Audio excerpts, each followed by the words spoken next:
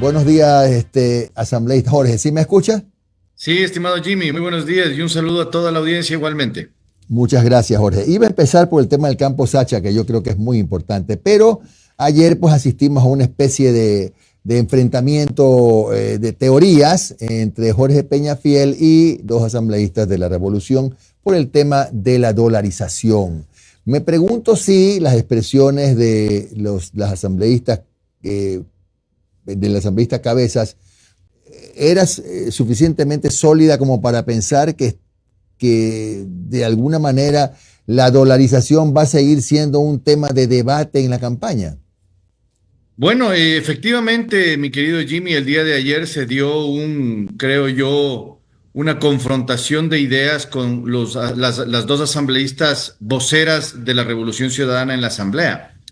Y la dinámica se relacionó sobre todo a qué significa la moneda digital. Esa fue la Ujú. discusión verdaderamente. Y claro, ante esa realidad, la señora Cabezas había mencionado que ella cree que la dolarización debe hacerse a la ecuatoriana. Y claro, al mencionar la ecuatoriana, evidentemente nos está diciendo que ella no cree que debe utilizarse el dólar de los Estados Unidos de América, sino una especie de dólar digital en el Ecuador, en donde se vendría a darle el poder al gobierno del Ecuador y no el gobierno que emite la moneda. Entonces, bajo esa dinámica, yo le repliqué diciendo, entonces lo que tú estás diciendo es que quieres que el Ecuador se someta a los ecuadólares. Y Ujú. claro, ahí saltó un poco el debate en torno a qué significa tener una moneda digital.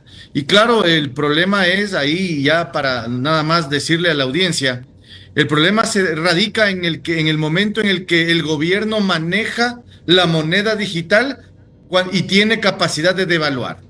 Si tiene capacidad de devaluar, evidentemente esa moneda deja de ser el dólar de los Estados Unidos de América y comienza a ser cualquier tipo de moneda que se lo está poniendo, digamos, a nivel o en forma digital simplemente. Ujú. Eso se dio el día de ayer y las Ajá. redes se encendieron en torno a este tema porque evidenció claramente que la intención de la Revolución Ciudadana, entonces, ya que ellas fueron las que dijeron esto, es el de imponerle al Ecuador una moneda digital por sobre el dólar de los Estados Unidos de América que tenga capacidad de devaluar y así manejar la política monetaria en el país. Algo que el Ecuador no quiere, algo que el Ecuador ha dicho en sinnúmero de ocasiones que detestaría, que lo ve muy ajeno a su realidad, ya que el dólar vive con nosotros ya, tenemos más de 20 años con él y además nos ha brindado la estabilidad, la única estabilidad que el Ecuador ha podido tener.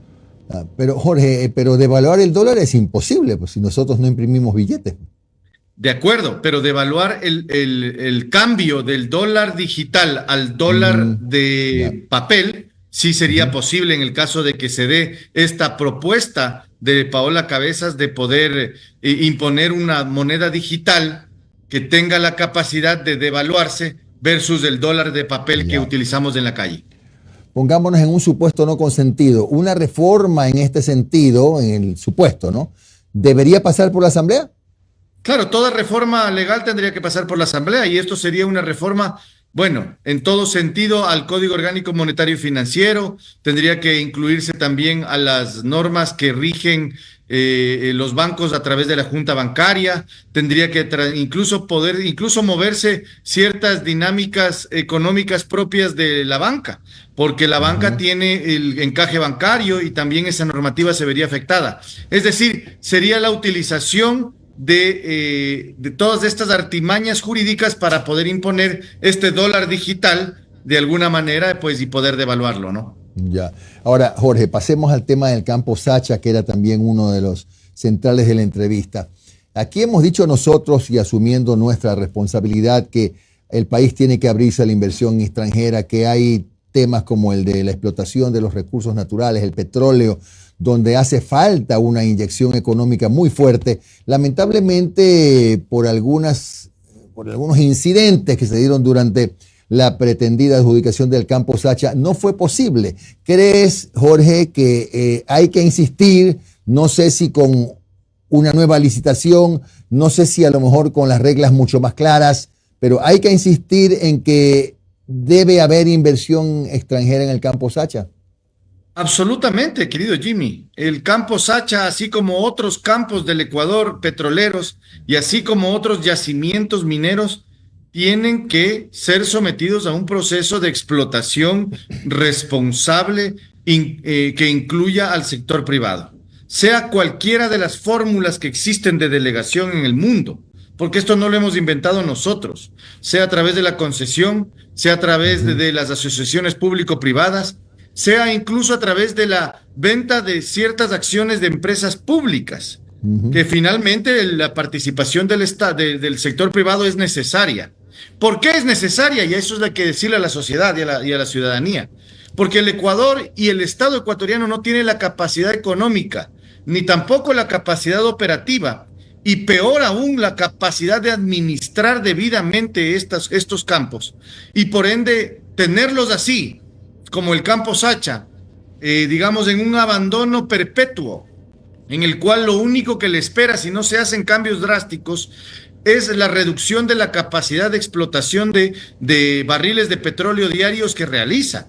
Si no se hace nada, lo único que va a pasar es la debacle, es el abismo, es finalmente perder la posibilidad de explotarlo.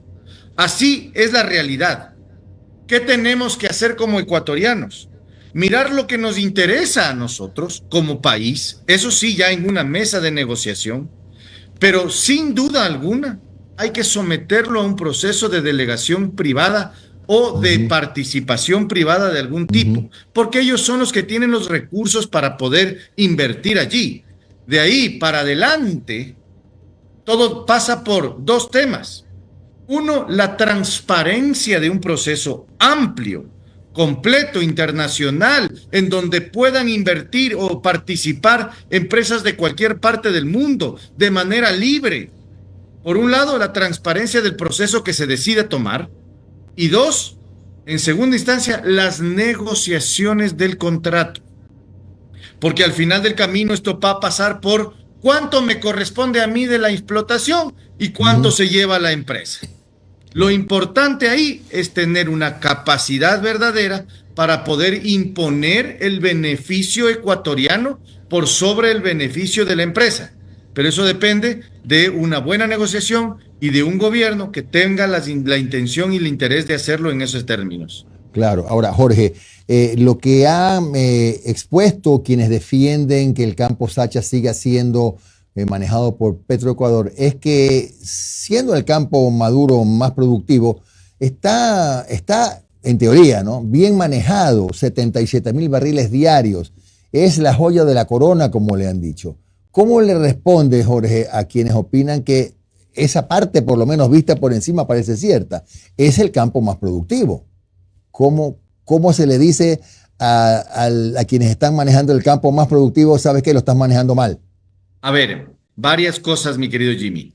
En principio, sí, el campo Sacha es el campo más productivo en este momento, pero en este momento requiere una inversión de $1.800 millones para mantener esa producción de 77, 78 mil barriles diarios. Hoy día, $1.800 millones. Es decir, que si no los invertimos, ya no van a ser 77, 78 mil, sino que va a empezar a bajar. De hecho, ya existe una reducción pequeña desde el año pasado hasta este año. Es el campo en donde los costos administrativos y los costos operativos son más baratos.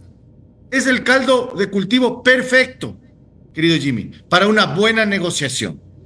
Es decir, incrementar la producción del campo Sacha, asegurar los 77,000 barriles para el Ecuador y por sobre el excedente negociar una cuota de participación con el sector privado que sea justa, me parece absolutamente necesario.